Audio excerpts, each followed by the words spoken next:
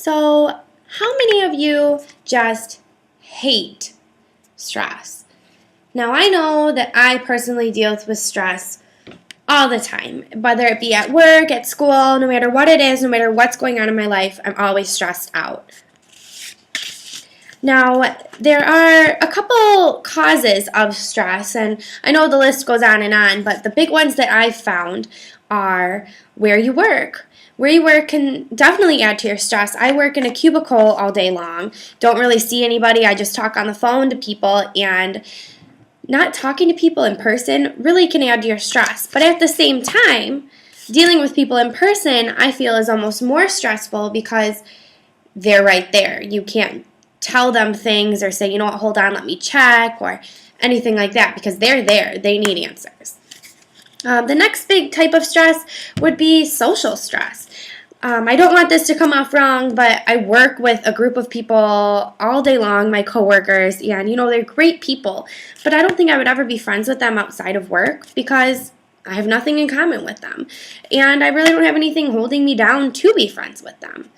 The other type of social stress would be the type where you don't have time to have friends or relationships, and that almost is worse also, because if you literally work yourself to the bone and you can't build any relationships, what do you have going on in your life other than work? Nothing. And the final type, in my opinion, would be unemployment. Now, I know I'm talking about stress in the workplace, but not having a job is, to an extent, basically worse, because people rely on you. You can't be independent if you don't have a job, and it's just really difficult to even live in society if you don't have a job.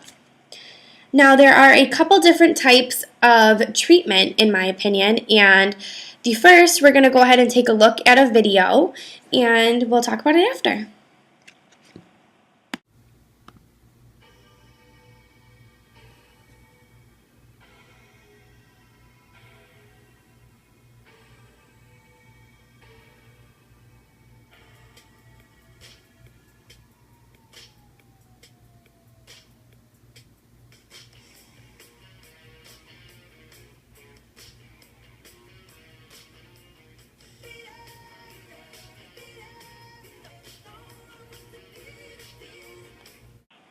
Okay, so just to recap on that video, the girl was clearly stressed out, right? So she's stressed out, and her number one way to fix that was how? Working out. Now, you guys all know I love working out. I'm a big advocate for it. I mean, I'd show you my muscles like I did in class that one time. But I love, love, love working out. And it's one of my major things that I love to do. And it's known to actually decrease stress because it releases endorphins, which is a chemical in your brain, and those decrease stress. So, like I was saying, the next type of way to decrease stress is with pets. And studies have shown that even just holding a pet for just a couple minutes really decreases your stress. And it helps decrease their stress also. So if they're having a problem, it's really good for the both of you.